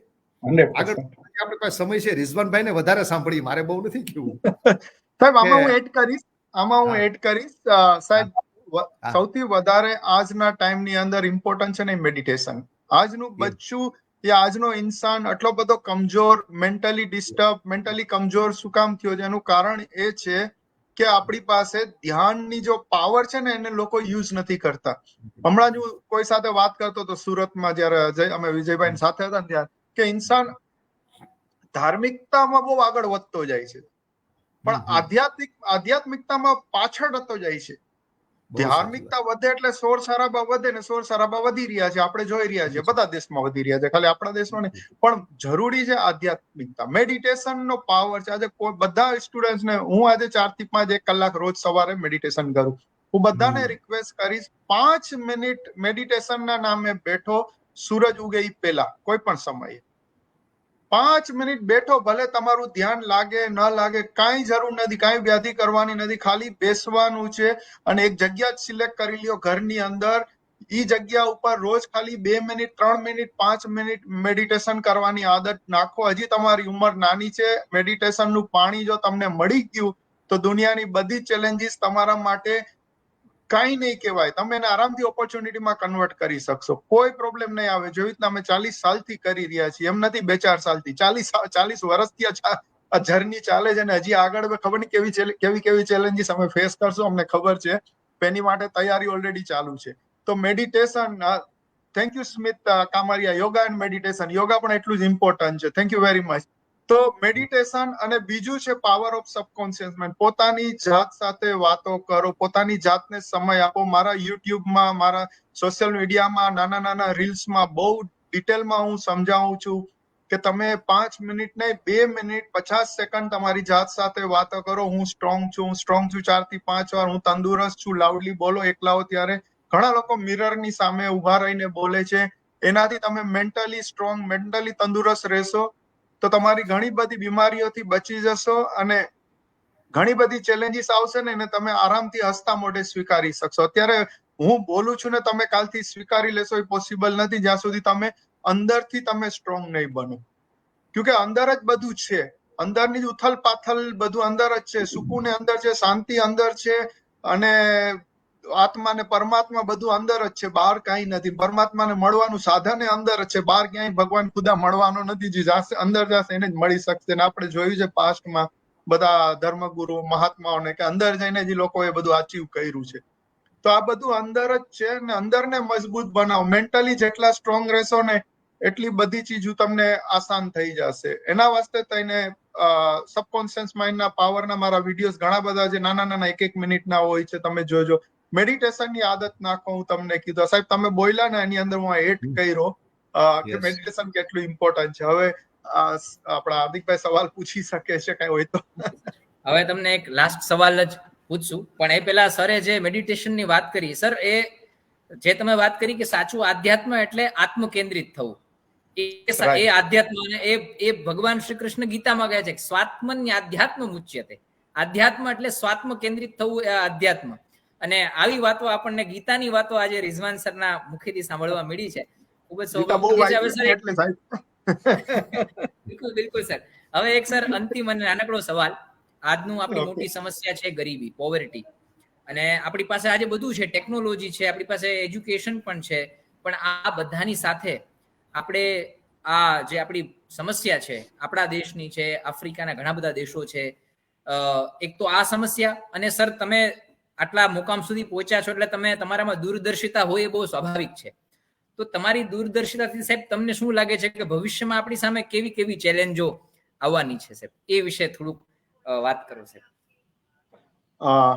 બહુ સરસ અને બહુ ઇમ્પોર્ટન્ટ સવાલ છે આજના ટાઈમ અને ફ્યુચરને લઈને. જેવી રીતના આપણે સાહેબ જોઈ રહ્યા છીએ કે આજથી 2-5 વર્ષ પહેલા અને 2-5 વર્ષની અંદર એટલા ફાસ્ટ બદલાવ આપણા દેશમાં બી આવી રહ્યા છે, ચાહે એવો સિક્યુરિટી રિલેટેડ હોય, યા ક્રાઇમ રિલેટેડ હોય, યા પોલિટિકલ રિલેટેડ હોય. ને દુનિયામાં આપણે જોઈ રહ્યા છે, આપણા દેશની અંદર તો હજી આપણે ઉપરવાળાની મહેરબાની છે કે આપણે સ્પિરિચ્યુઅલિટી સાથે જોડાયેલા છે, તો હજી બી આપણે ફાઇન રીતના આપણે એન્જોય કરી રહ્યા છીએ, અને આપણી પાસે સારા એવા લીડર્સ પણ છે આપણી પાસે. પણ દુનિયાની અંદર જે આ વોર ચાલી રહી છે, તો ઇનડાયરેક્ટલી વોર આપણને નુકસાન નથી, ડાયરેક્ટલી આપણને નુકસાન નથી કરતી, પણ ઇનડાયરેક્ટલી આપણને બહુ નુકસાન કરી રહી છે કે જે આપણે અત્યારે નથી સમજી શકતા. તો ચેલેન્જીસ તો સાહેબ વધતી જ જવાની છે. ઇવન તમે જોવો કે પહેલે ફેમિલી ભેગા મળીને 8-8, 10-10, 15-15 ફેમિલી મેમ્બર એક ઘરની અંદર કેટલા સુકૂન અને શાંતિથી રહેતા હતા. પણ આજની અંદર મા બાપ અને બે બચ્ચા હોય નાનકડા, એ 4 જણા શાંતિથી નથી રહી શકતા. એ 4 જણા ત્યાં મૂકો કે એક રૂમમાં રહેવા વાળા 2 લોકો બી એક સાથે શાંતિથી નથી રહેતા. છે એ લડતા હોય છે. અરે ભાઈ, તમે 2 માણસ છો, એક પથારીમાં સુવા વાળા છો, એક રૂમમાં રહેવા વાળા છો, તો એ તમને શાંતિ નથી. એમાંય તમારે લડવું છે તમારા ઈગોના હિસાબે. એટલે આ સાહેબ ચેલેન્જીસ બહુ વધતી જશે. ચેલેન્જીસને કંટ્રોલ કરવા માટે આપણી પાસે 1-2 ઉપાય છે જેને લોકોએ પોતાના જીવનમાં ઉતારવાનું છે. અને મારા વિડીયોમાં બી હું ઘણી વાર બોલ્યો છું કે મેડિટેશન છે, સબકોન્શિયસ માઇન્ડનો પાવર છે. સાહેબ, જેવી રીતના હું આની પહેલા અહીંયા નથી કીધો પણ બીજા ઇન્ટરવ્યુમાં કીધો છે કે આપણા 3 કમ્પોનન્ટ છે આપણા જીવનના: બોડી, માઇન્ડ એન્ડ સોલ. શરીર છે, આપણું મગજ, મન છે, અને આપણો આત્મા છે. ત્રણેયના ખોરાક અલગ અલગ છે, પણ ત્રણેય ઇન્ટરકનેક્ટેડ છે. તો એ ત્રણેય સાથે આપણને ત્રણેયને ડેવલપ કરવાના હોય છે. તો બોડીને ડેવલપ કરવા માટે યોગા છે, વોક છે, જીમ છે, એ બહુ ઇમ્પોર્ટન્ટ છે. 10-15 મિનિટ ખાવા પીવામાં ધ્યાન રાખવું. આજનું ખાવા પીવાનું કેટલું મિલાવટ વાળું ને એવું થઈ ગયું છે કે આજ લોકો બીમાર, કેન્સર, કેટલી બધી બીમારીઓ, આજે હોસ્પિટલ જેટલી જ ખુલતી જાય છે બધી ફૂલ જ હોય છે હંમેશા. ડોક્ટર બિચારા ટ્રીટમેન્ટ કરીને બીમાર પડી જાય છે, ભલે પૈસો બહુ બનાવી લે પણ તબિયત એની બગડી જાય છે. તો આજની હાલત આ થતી જાય છે કે ભાઈ, અને પ્લસ પારિવારિક તણાવ વધતા જાય છે. ઘરની અંદર, ફેમિલીની અંદર જે મૂકી તો શાંતિ નથી, કોઈને શાંતિથી જીવવું નથી, બધું બરાબર હાલતું હોય પણ નાની નાની વાતની અંદર સાસુ વહુ ઝઘડા કરતી હોય, કે હસબન્ડ વાઈફ હોય, યા ઘણા બધા એવા ફેમિલી ડોમેસ્ટિક વાયોલન્સ વધતું જાય છે. અને પ્લસ બહારની સિચ્યુએશન કે આજે બહારની બધું લડાઈ ચાલી રહી છે, વોર ચાલી રહી છે, તો ઘણી બધી રીતની ચેલેન્જીસ જીવનમાં આવવાની છે. ગરીબીને કોશિશ કરવાની ખાલી સરકારની કે ગવર્મેન્ટની જવાબદારી નથી, આપણા લોકોને પણ મહેનત કરીને એ લોકોને, કેમ કે મેં કીધું ને કે ગરીબ પાસે પૈસો નથી પણ એની પાસે ક્ષમતા ઘણી હોય છે. તો જ્યારે એ લોકોને આપણે મદદ કરીએ છીએ તો એની ક્ષમતાના હિસાબથી લોકો આગળ વધે છે. જેવી તમને એક એક્ઝામ્પલ આપું, અમે ઝારખંડ, આપણા રાજસ્થાન અને ગુજરાતની અંદર અમારા ફાઉન્ડેશન દ્વારા મહિલા સશક્તિકરણનો અમે પ્રોજેક્ટ ચલાવી રહ્યા છીએ, વિમેન એમ્પાવરમેન્ટનો. ગામડાઓની અંદર, રાજસ્થાનના ગામડાઓ જેસલમેર, બાડમેર, ખબર નહીં બોર્ડર ઉપર આવ્યા છે, એ ગામડાની અંદર કે આપણા ગુજરાતના જુનાગઢ, પોરબંદરના ગામડાની અંદર તમે ચેક કરી શકો છો કે એવી મહિલાઓ હતી કે બિચારી ગામડાની અંદર રહેતી હતી, કાંઈ નથી કરતી, ધણીનો હાથનો માર ખાતી હતી, આખો દી ઘરે રહેતી હતી, હસબન્ડ જાય કામે, પૈસા લઈને આવે, કઈક ચીજું લઈને આવે તો ખાવાનું બને, ને આખો દી કાંઈ નથી કરતી. એવી બધી મહિલાઓના અમે ગ્રુપ બનાવી, એસએજી સેલ્ફ હેલ્પ ગ્રુપ, 10-10, 12-12 મહિલાઓના ગ્રુપ બનાવીને એ લોકોને ટ્રેનિંગ આપીને, એ લોકોને વગર ઇન્ટરેસ્ટની લોન આપીને, એ લોકોને બિઝનેસ ચાલુ કરતા, નાના ગૃહ ઉદ્યોગ ચાલુ કરાવીને મહિને 3,000, 5,000, 10,000 કમાતા કરી દીધા. અને આગળ જતા ગવર્મેન્ટની સ્કીમ સાથે અમે લોકો એ લોકોને કનેક્ટ કરતા જઈએ છીએ. તો એવી 6,000 થી 7,000 મહિલાઓ છેલ્લા 3-4 વર્ષમાં બેનિફિશિયરીઝ થઈ છે. તો એવું ઘણું બધું છે કે જે આપણે લોકો નસીબદાર છે, આપણી જવાબદારી છે. ભલે અમે 40 વર્ષથી આ દેશ છોડી દીધો છે પણ દિલ તો આજે બી ભારતમાં જ છે, હિન્દુસ્તાનમાં જ છે. એટલે જ અમે કહે છે અમારા દિલ હિન્દુસ્તાની છે, કેમ કે અમારા દેશ પહેલે બી મહાન હતા, આજે બી મહાન છે, ને આગળ બી મહાન જ રહેવાનું છે. એટલે ગરીબીને દૂર કરવા વાસ્તે ગવર્મેન્ટ એનાથી બનતું બધું કરે, પણ આપણી બી બધાની જવાબદારી છે. અને બીજું શું છે કે આપણે બધા ડાયવર્સિફાય આપણી કમ્યુનિટી છે. આપણે કહીએ ને બધું પ્લુરાલિઝમમાં આપણે જીવી રહ્યા છીએ કે ભાઈ બધા સમાજ એક ગાર્ડન છે, બગીચો છે, બગીચાની અંદર બધી ટાઈપના ફ્લાવર છે, કોઈ ઝાઝા છે, કોઈ ઓછા છે, પણ બધી ટાઈપના ફ્લાવર ભેગા મળીને ખુશ્બુ, સ્મેલ આપે છે, સુગંધ આપે છે. અને એ બગીચાનો માલિક આપણા માનનીય પ્રધાનમંત્રી છે. તો આપણે બધાએ હળી મળીને જેટલું બની શકે તેટલું એકબીજાને હેલ્પ કરવી જોઈએ. અને મારા વિડીયોઝની અંદર હું હંમેશા બોલતો હોઉં છું કે મેં નહીં હિન્દુ, નહીં મુસલમાન, નહીં ક્રિશ્ચન, નહીં જૂ, मैं नहीं बंगाली, नहीं गुजराती, नहीं मराठी, नहीं पंजाबी, मैं एक मानव हूँ और मानवता की सेवा करने की कोशिश करता हूँ. ખૂબ ખૂબ ખૂબ સરસ સર, તમારી દ્વારા જે વેલ્યુએબલ વાતો મળી છે એ સર એનું તો શું કેવું. હવે વધારે ન કહેતા બસ અમારા આચાર્યશ્રીને જ વિનંતી કરીશ કે તેઓ સાહેબનો આભાર માને. આપ સાહેબશ્રી દ્વારા જે પ્રેરણા ઉદ્બોધન મળ્યું છે એ બદલ સાહેબશ્રીને વિનંતી, આચાર્યશ્રીને, કે તેઓ આગળ વધે. એટલું બધું રિજવાનભાઈ આજે તૃપ્તતા મળે છે તમને સાંભળીને. પિક્ચર જોઈને તેમ થયું કે આ માણસને ભલે વર્ચ્યુઅલ રીતે પણ એકવાર દર્શન કરીએ.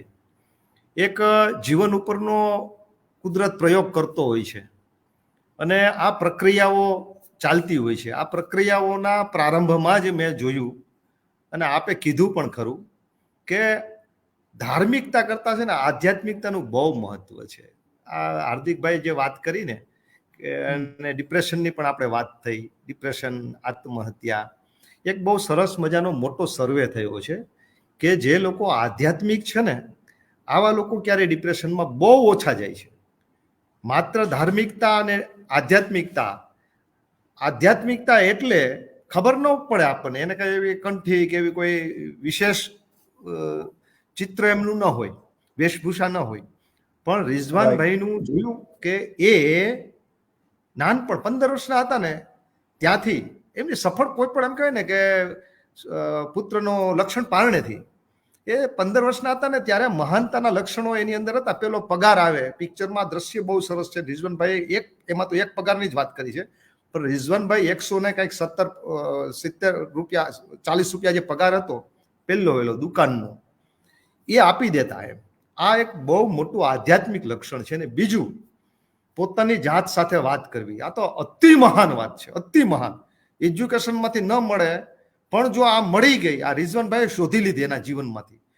કોઈ પણ છોકરો એ કદાચ ભલે ને કાચા સાધનોમાં બેઠો હોય, હા જંગલના ખૂણામાં બેઠો હોય, કે લિંકનની જેમ એક આમ છેવાડાના પરંગણામાં એનો ઉછેર થયો હોય, કે અબ્દુલ કલામ આઝાદ જેવો માણસ, ગરીબ માણસ હોય, જે માણસ શોધી લે છે પોતાની જાત સાથે વાતો કરવાનું, અને એ ઉંમરથી એને એક વસ્તુ બીજી આવી પ્રકૃતિમાંથી પકડી, એ છે બ્રહ્મ મુહૂર્ત.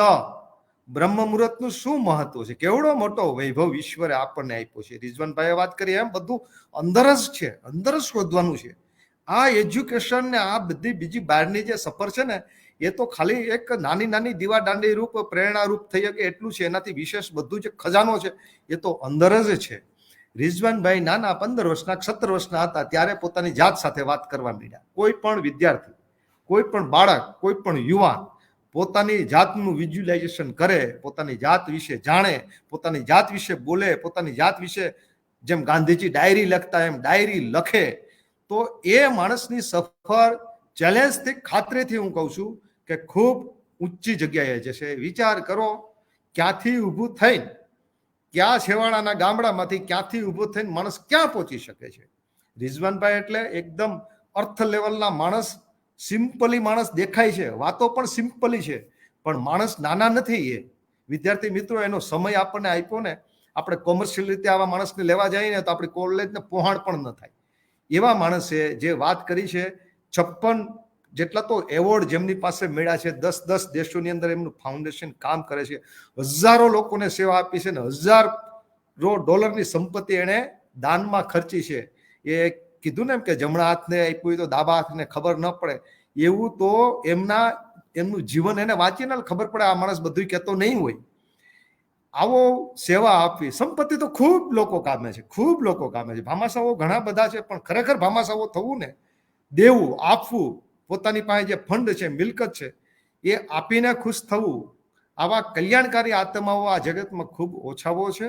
આ સુરાવો છે, આ દાતાઓ છે, ને આવાના કારણે જ પ્રકૃતિ સમયે સમયે વર્ષે છે, ચાલે છે.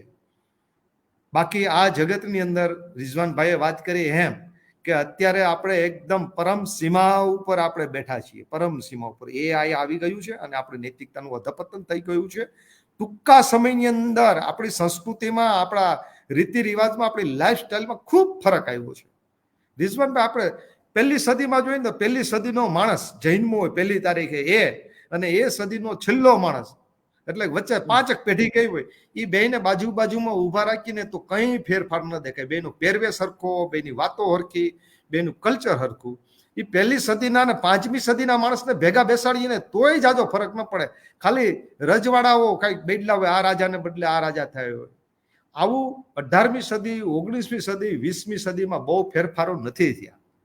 પણ છેલ્લા જ્યારથી ઇન્ટરનેટ આ દુનિયા ઉપર આવ્યું, પધાર્યું, ત્યારથી મોબાઈલ આપણા હાથમાં આવ્યો ત્યારથી, અને છેલ્લે આપણી પાસે તો હવે તો AI આવી ગયું છે, ત્યારથી એક દિવસમાં દુનિયા બદલે છે, એક દિવસમાં દુનિયા બદલે છે. અત્યારે 56 જગ્યાએ પૃથ્વીના પટ ઉપર 56 યુદ્ધો ચાલે છે, નાના મોટા ઝઘડાઓ 56.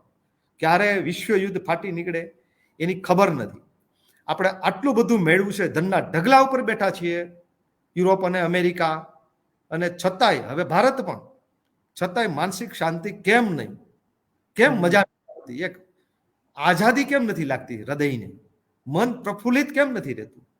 કારણ કે આપણે ક્યાંક ખૂબ ધાર્મિક તો થઈ ગયા પણ આધ્યાત્મિક થયા નથી.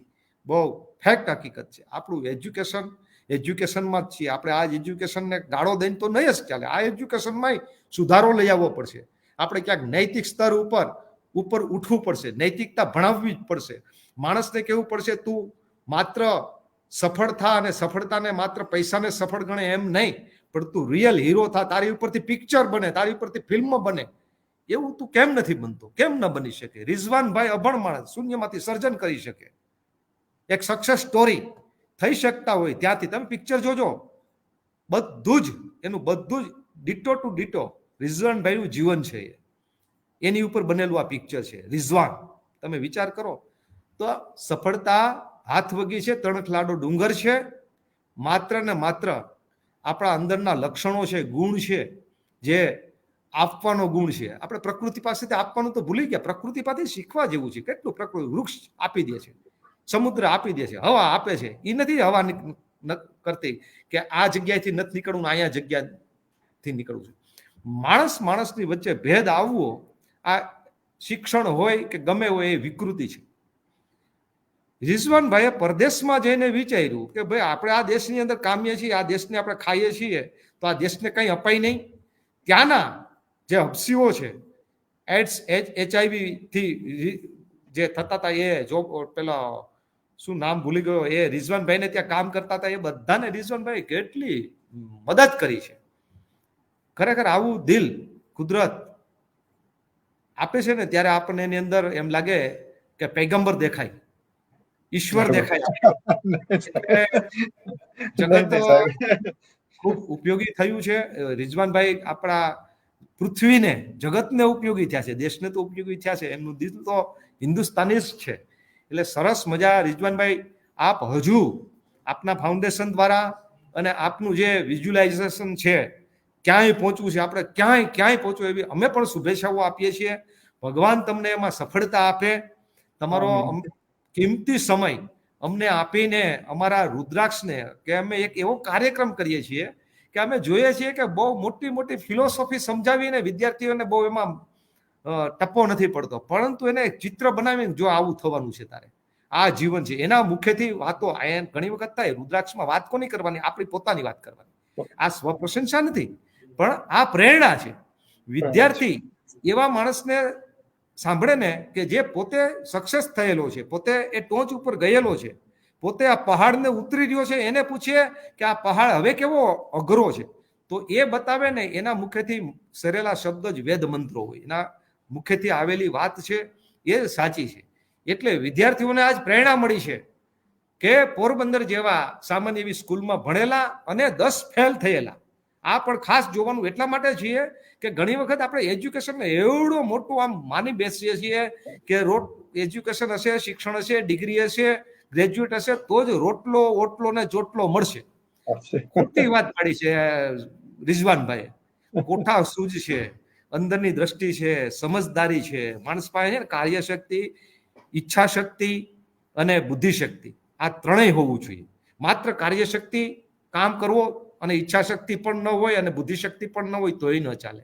ઈચ્છા શક્તિ પણ જોઈએ, સંકલ્પ બળ જોઈએ, વિઝ્યુલાઇઝેશન જોઈએ, ઈચ્છા શક્તિ જોઈએ, વિચાર શક્તિ પણ જોઈએ અને કાર્ય શક્તિ પણ જોઈએ. એટલે કે તમારી ઉપર મહેરબાન છે ખુદા ઈશ્વર, પણ પડકાર તો તમારે ઝીલવો પડશે, તમારે સંઘર્ષ તો કરવો જ પડશે, સંઘર્ષમાંથી ચાલવું જ પડશે. એટલે પોઝિટિવ દ્રષ્ટિકોણ, પડકારોને ઝીલવાની હિંમત અને પછી કિસ્મત આવે. સરસ. રિઝવાનભાઈ આ પિક્ચરના અંતે જે એમનું એ જે ડાયલોગ છે ને, બહુ સરસ વાત કરી છે. એટલે બહુ આભાર માનું છું, દિલથી આભાર માનું છું, હૃદયથી આભાર માનું છું. અને જો શક્ય હોય ભાઈ હાર્દિકભાઈ, તો હું સાથે સાથે એવું કહું કે જો આનું થોડુંક ટેલર બતાવી શકો એમ હોવો તમે આપણા સ્ટુડિયોમાંથી, આ રિઝવાન પિક્ચર તો સાહેબ નયનભાઈને જ કહું છે ત્યાંથી. નયનભાઈ બતાવી શકશો? ઝડપ આવે જ છે, આપણે જોઈ લઈએ, શક્ય હોય તો જોઈ લઈએ. ટેલર જોઈએ, પણ વિદ્યાર્થીઓને ખાસ મારી ભલામણ છે. મેં સાંજે પણ લાઈવ થઈને આપણા ફેસબુકમાં કીધું હતું કે તમે એકવાર પિક્ચર જોઈને જ રિઝવાનભાઈને સાંભળવા બેસશો ને તો તમને ખૂબ મજા આવશે. હજી મારી ભલામણ છે કે તમે પિક્ચર નો જોયું હોય તો પિક્ચર જોઈ પછી પાછો આ રુદ્રાક્ષનો મણકો તમે એક વખત સાંભળજો. રિઝવાનભાઈને થેન્ક યુ સાહેબ. સ્ટુડન્ટ્સ ડરી જશે કે આટલું બધું કેમ સાહેબ આટલું બધું બોલે છે. રિઝવાનભાઈ કેમ આટલા બધા સાહેબ ને કેમ ઓલા કરી દીધા છે, આટલું બધા વખાણ કરે સાહેબ? મને ખૂબ પિક્ચર મૂવી ગમ્યું છે. આપણે જરા પ્લે કરો ભાઈ, જુઓ. मैं अपना ट्रेडिशनल बिजनेस ग्रोसरी का शुरू करना चाहता हूँ.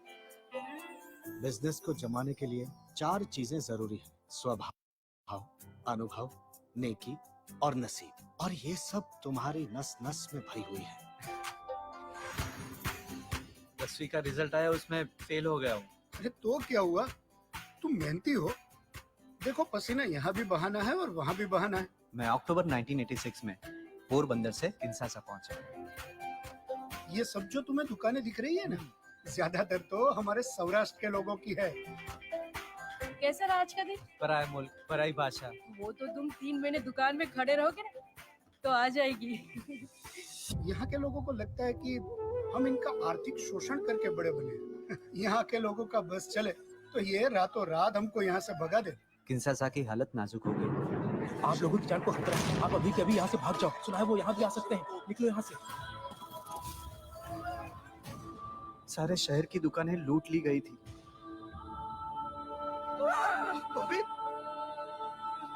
5 साल की हमारी मेहनत एक ही रात में जलकर खाक हो गई। तुम सब परदेश जाते हो, मेहनत करते हो, पैसे कमाते हो, अचानक वो अफ्रीकन आते हैं, सब कुछ लूट के चले जाते हैं। तो अपना धंधा दूसरे देशों में भी फैलाओ ना। मेरी लाइफ में जो भी कोई नेगेटिव घटना घटती है ना, उसका रिजल्ट तो हमेशा पॉजिटिव ही होता है। I think he doesn't have executive mentality. आज से हम अलग हो जाएंगे।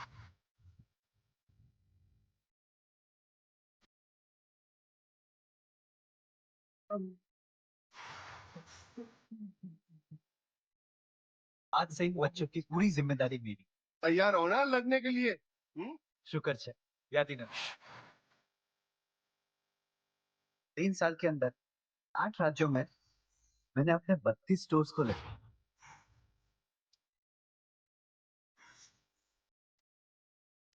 ये है मेरा घर। इस घर में हम 9 लोग रहते हैं। इतनी जदी जुटा फिर भी इतनी उदारता। पैसों की कीमत ज्यादा है कि इंसान की। एक फाउंडेशन एस्टेब्लिश करना, लोगों की सेवा करनी है, क्योंकि सेवा और दान से ही लोगों के दिल जीते जा सकते हैं। शुक्र है व्याधि न थी, शुक्र है व्याधि થેન્ક न યુ સર थी। સરસ. ફરીથી તમારો Thank you, રિજવાનભાઈ sir. ખૂબ ખૂબ આભાર તમારો માનું છું અને સાથે સાથે મારે યાદ કરવા પડે વિજય શેઠને પણ, કારણ કે આપનો કોન્ટેક્ટ અને આપનો સંપર્ક ને આપને અવેલેબલ વિજયભાઈએ કરાવ્યા છે. કારણ કે રિજવાનભાઈને તો હું મળ્યો પણ વિદ્યાર્થી મિત્રો પહેલી વખત, એ એટલા બધા બીજી હોય છે. એમના સેક્રેટરી સાથે મેં વાત કરી, અમારા રાજ્યગુરુ સાહેબે વાત કરી, રિજવાનભાઈને મળવું ખૂબ દુર્લભ વસ્તુ હતી. એમનું પાસેથી સમય લેવો એ પણ દુર્લભ વસ્તુ હતી. એમાં આપણને વિજયભાઈએ પણ ખૂબ મદદ કરી.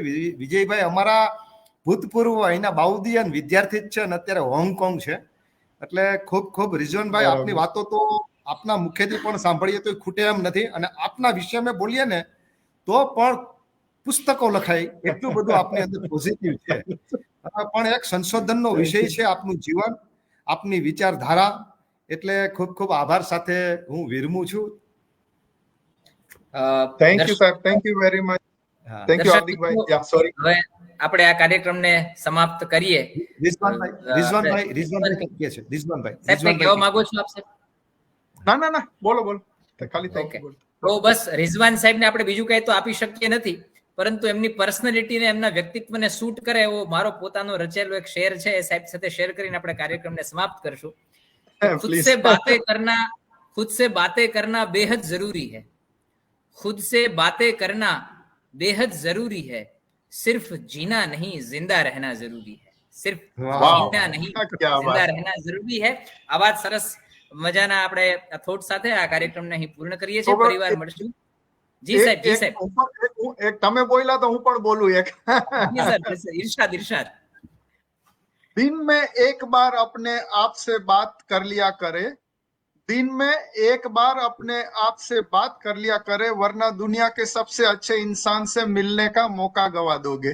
વાહ વાહ વાહ વાહ વાહ, બહુ સરસ, બહુ સરસ, ખૂબ Okay, સરસ. અને ચલો. આપણે ઘણા બધા વેલ્યુએબલ થોટ્સ શેર કર્યા, એ બદલ સાહેબનો ખૂબ ખૂબ આભાર. અને આ સાથે આપણે કાર્યક્રમ સમાપ્ત કરીએ છીએ. ફરીવાર મળશું આગલા ગુરુવારે કોઈક નવા રુદ્રાક્ષ સાથે. નમસ્કાર મિત્રો. Thank you. Namaskar. Thank you very much. Thank you. जोरदार जोरदार